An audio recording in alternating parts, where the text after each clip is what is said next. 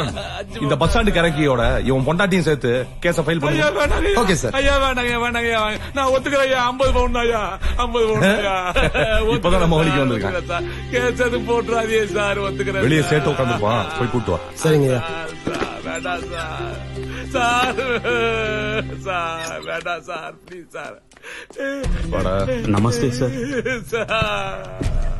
என்னடா சேட்டு, ஊரு பூரா திருட்டு பயில உருவாக்கி விட்டுருக்க? நீ உருவாக்கி விட்டு திருட்டு பயில நாங்க ஊரு பூரா தேடி நீ காசு சம்பாதிக்கிறதுக்காக நாங்க கண்டு முடிச்சு காவ காக்கணும். ஆளும் மண்டையும் பாரு. நீ சம்பாதிக்க நாங்க சாவணுமாடா? ஐயா, சேட்டு தப்பு பண்ணிடுச்சு, மன்னிச்சுடுங்க ஐயா.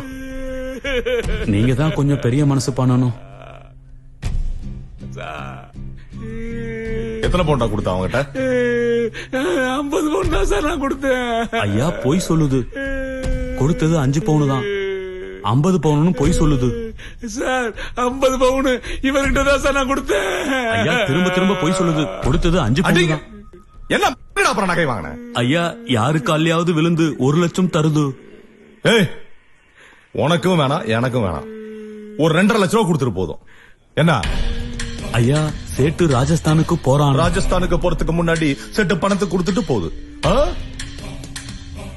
எத்தனை பவுன்? 50 பவுன் தான் ஐயா. சேட்டு நம்மால்ரா பாவம். யாரா இருக்கா சேட்டுக்கு? 5 பவுன் தான். என்ன சேட்டு? ஆமாங்க ஐயா. மாறன் சார், அப்படியே போய் 5 பவுன் நகையை வாங்கிருங்க. Okay sir. கூட்டிட்டு போய் இவன் பொண்டாட்டி எழுதி வாங்கிட்டு இவனை ரிமாண்ட் பண்ணிருங்க. Okay sir. போறேன்.